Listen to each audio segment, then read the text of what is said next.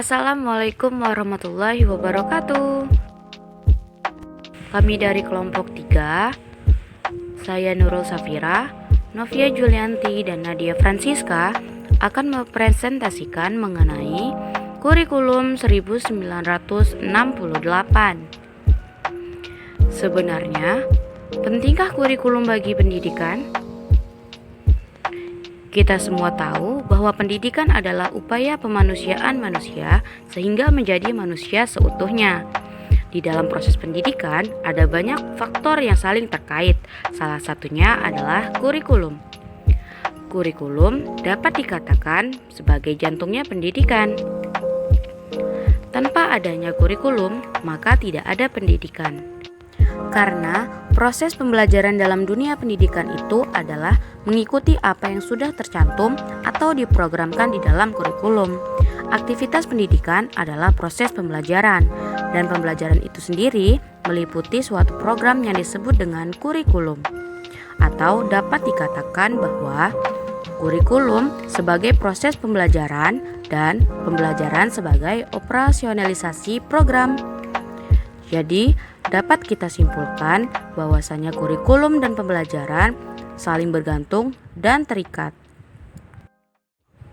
Kurikulum tanpa pembelajaran hanya sebuah rencana, dan pembelajaran tanpa kurikulum sama dengan tidak terprogram, sehingga nantinya tidak akan mencapai tujuan pendidikan dengan baik.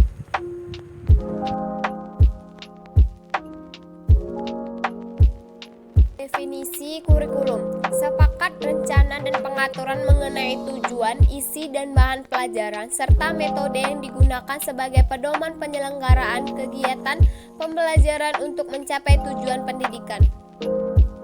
Kurikulum 1968 merupakan pembaharuan dari kurikulum 1964, yaitu dilakukannya perubahan struktur kurikulum dari pendidikan Pancawardhana menjadi pembina jiwa Pancasila, pengetahuan dasar, dan kecakapan khusus.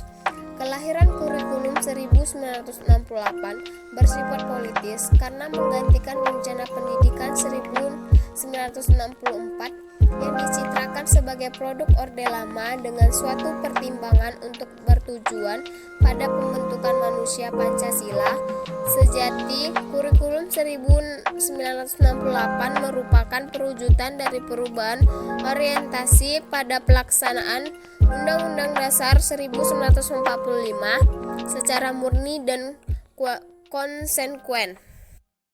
Karakteristik kurikulum 1968.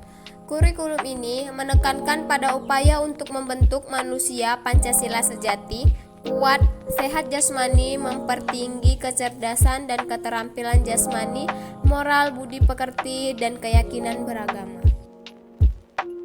Kelebihan kurikulum 1968. Pertama, bertujuan pada pembentukan manusia Pancasila sejati.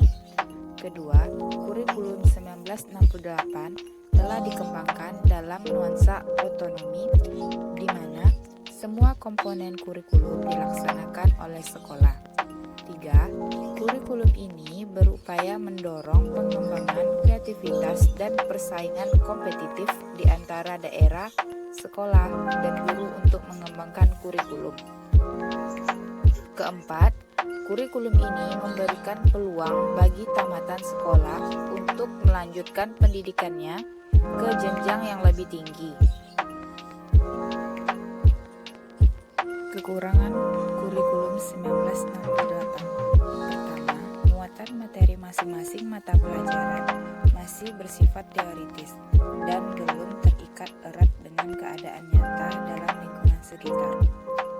Kedua, kurikulum ini tidak mengadopsi kebutuhan masyarakat, sehingga pembelajaran di sekolah tidak dapat memenuhi kebutuhan real dalam kehidupan anak.